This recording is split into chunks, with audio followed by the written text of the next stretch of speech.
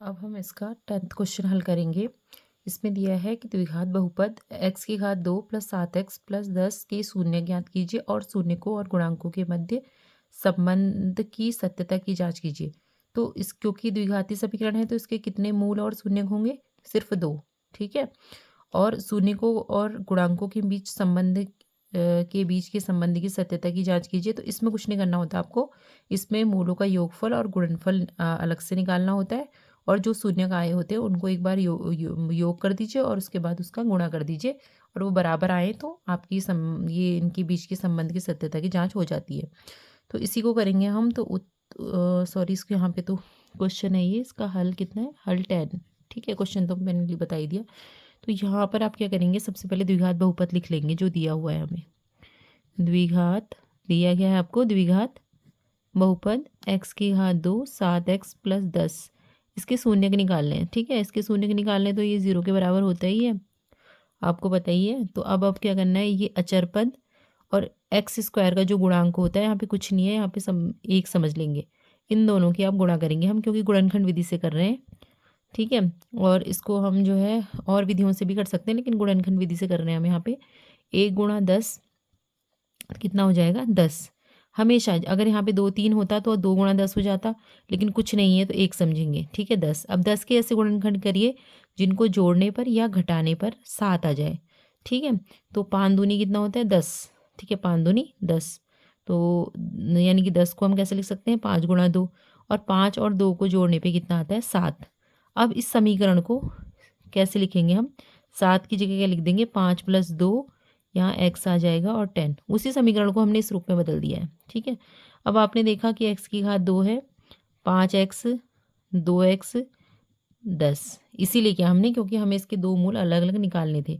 अब एक भाग ये आ जाएगा, एक भाग ये आ गया। अब इसमें x की घात 2 है, इसमें 5x है। अब आपको पता है x की घात 2 का मतलब कितना होता है? x × x, और ये कितना है? 5 × x।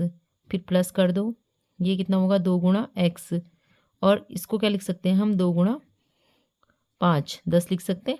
ठीक है, इस तरीके से। वैसे आपको जो है ये करने की ज़रूरत नहीं है, अगर आपको ये सवाल आ जाएंगे तो इस तरीके से करने की ज़रूरत नहीं, समझाने के लिए लिखा है।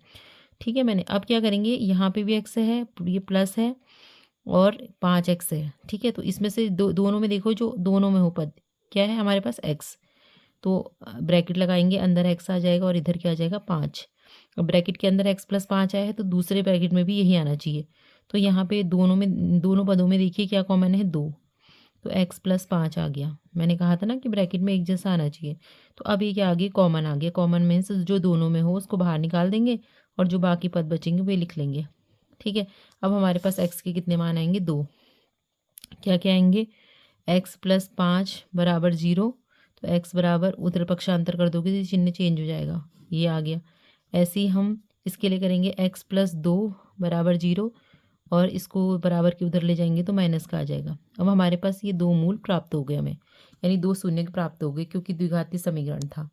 अब हमें क्या करना है, इनके गुणांकों और शून्यांकों के मध्य संबंध की सत्यता की जांच करनी है। तो किस किस के बीच करनी है हमें? गुणांकों व शून्यांकों के मध्य, शून्यांकों के मध्य संबंध की जांच। ठीक है, सत्यता की जांच करनी है कि सत्य है कि नहीं, ये जो मूल आए हैं वो सत्य है या नहीं है।